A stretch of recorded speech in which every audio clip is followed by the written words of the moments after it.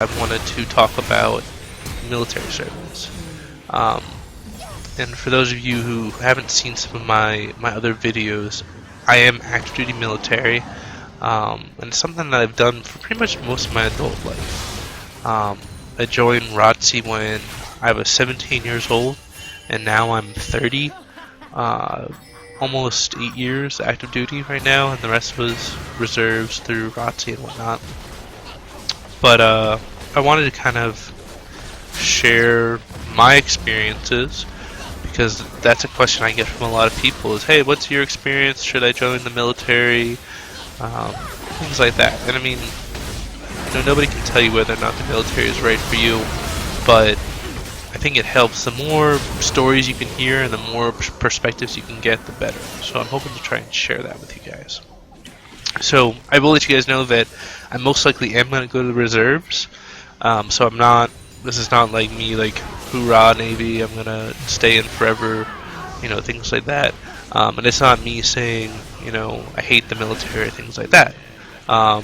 It's not intended to recruit you, and it's not intended to scare you away. It's just my life experience and the experience that I've seen other people have. But the first thing I want to say is that, for those of you who don't know, less than 1/2% of our population in the United States serves in the military. That's a tiny percentage of people who are protecting the vast majority of people, right? You got less than 1/2%, and that's all we got to defend us. So if you're one of those people who are in the military, or one of those people who are thinking about joining the military, I just want to say thank you, because I know how difficult it is, because I am in the military, and I want you guys to know that you guys are appreciated. And yeah, it's a huge sacrifice. So what I want to do is I want to separate this into 3 kind of quick sections. Why should you join, or why shouldn't you join? Kind of like the initial. Then I want to talk about like actual life in the military and my experiences, both good, bad, and ugly. And then I also want to talk about why to get out, or why to stay in longer. So like I said, I signed up for ROTC in 2003. It was just after 9/11, so it was definitely kind of a very emotional time in the country. And I knew that I wanted to do some type of service for my country, because I felt very blessed and very humbled, and I wanted to do something positive for the community. I didn't know if it was going to be military or Peace Corps or Red Cross or what, but I wanted to do something. But I ended up deciding to do the military. Felt like it was a good fit for my personality, and there's a lot of other great things that the military offers. But the number one reason why you should be wanting to join the military is because you want to serve. You want to make that sacrifice, because it really is a sacrifice. You are going to get a lot from the military, but the military is also going to expect a lot from you, and you're going to have to really work hard at it. But some of the other reasons why I joined, in addition to wanting to serve, was it's great job security. Good paying job. You're guaranteed to get a paycheck. You're not. Unless you really do something bad, you're never going to get fired.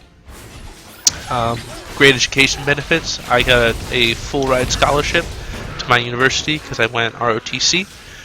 For those of you who don't know, ROTC is a program that allows you to become an officer, and you can pretty much get a full ride scholarship to hundreds of different colleges around the country. And there's also the military academies for those who want to have a little bit more structure. And then if you decide to go the enlisted route, there's also your GI Bill, which will pretty much pay for a college education at any public university that you've got. And then probably one of the most important reasons is the healthcare system is fantastic. Like I've gone to the ER so many times, and had all these prescriptions and things like that, and I've never paid a penny for it. So, and that's how it is for you and your family. If you've got dependents, you don't pay a dime for anything with healthcare, and that's a huge weight off your shoulders.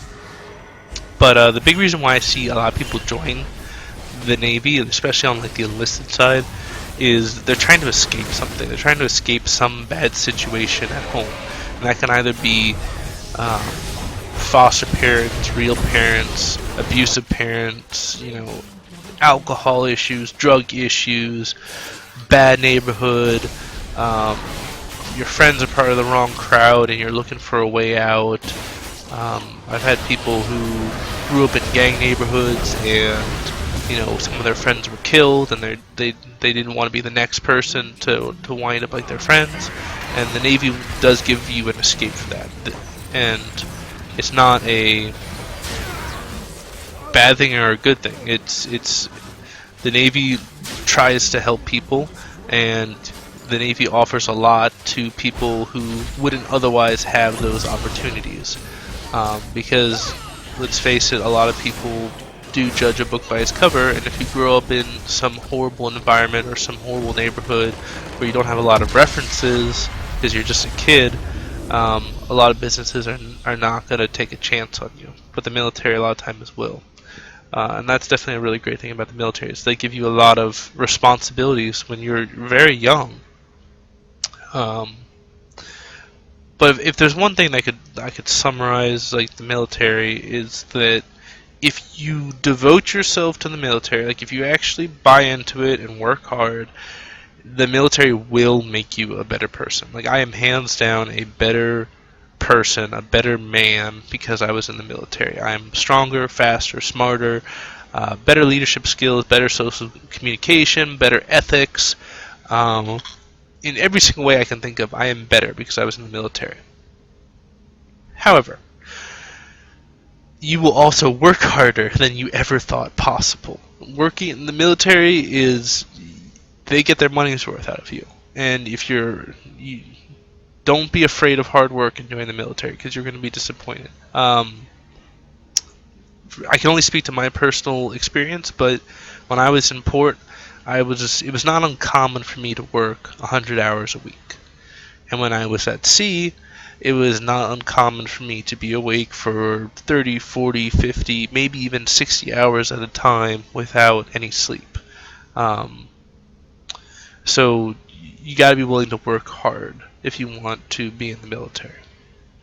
And that's really kind of the central nugget of truth or wisdom that I can hopefully give you about the military, is that it's not all good and it's not all bad. It's going to be a love-hate relationship. There's going to be times when you love it, because it's a job that gives you so much satisfaction when you accomplish the mission, all right, or you do something that right, that saves a shipmate or saves your ship or something like that.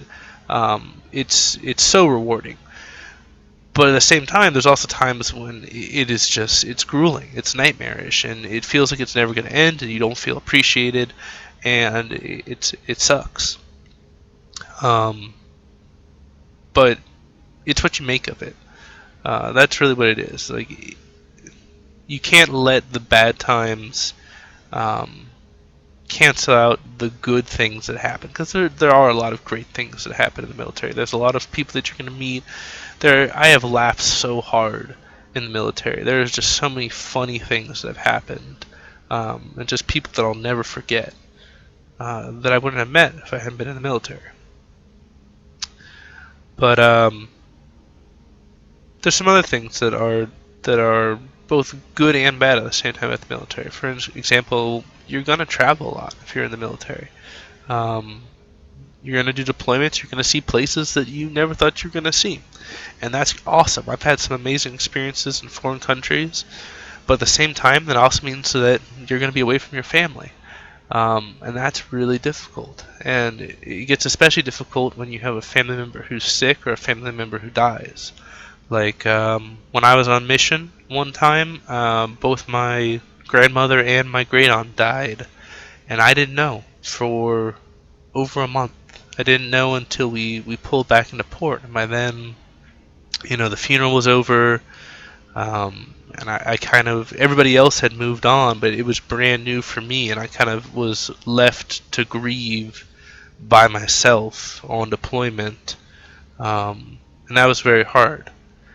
But I mean, that's that is something that you have to just prepare yourself for, is that there's going to be some times when you're not going to be there. You're not going to be there for your birthday. You might not be there for Christmas. It's a sacrifice. That's what it comes down to. It's a sacrifice. You are sacrificing your freedom so that you can protect other people's freedoms. That's really what it comes down to. Um, so that's been my experience, and it's not all good and it's not all bad. It's a healthy mix of both, and you have to be realistic about it. So I'm going to go into why'd you get out or why'd you stay in, and I'll discuss why people stay in first off, and that's because the military does take care of you, right? The military will put a roof over your head. They'll put meals in your stomach. They will feed your family. They'll make sure your kids get to school. They will take care of your family while you are gone. There's so much of a support network, and people love that, especially people who didn't grow up with that. It's very refreshing to them to have that support network and have those parental figures that help you. But it's also very, very hard. Um, the reason why I think that I'm ultimately going to get out is that my life has shifted from being a single person to being a married person, and hopefully, sometime in the future, to being, a family man, a father. And it's very hard for me to reconcile the fact that I would have to spend months or possibly years away from my wife and children for the military, because that's not just a sacrifice that I have to make, that's a sacrifice that they have to make, and they don't really have a choice in the matter. And that's not fair to me. I don't think that I could do that to them just because I want to go and be a soldier or whatnot. Um, so that's part of the reason, is that it's not just you who makes the sacrifice, it's your family that makes the sacrifice, and I don't want to put them through that anymore. And then the other thing is that there's a lot of moving involved. I've been in the Navy over 7 years now, almost 8, and I've moved 6 times. So, every year or two I've been moving, and it gets very tiring, because as soon as you unpack, you feel like you're packing up again, and you're moving to a new place. And it's been very hard for my wife. She can't, really establish herself in her career. She's constantly, changing jobs and having to find new jobs, and she can't ever really advance or really build up that experience that you need to move up in a company. So, that's ultimately, even if you love the job, if it's not the right fit for your family, you have to get out. And that's kind of the situation I'm in. It's not that I don't like the military, it's that it's no longer a good fit for my life. So I hope that helped you guys. If you have any other questions, just please leave a comment, and I'll definitely get back to you about it. But I hope you enjoyed the game. Obviously, we won, and this is Randomonium signing off.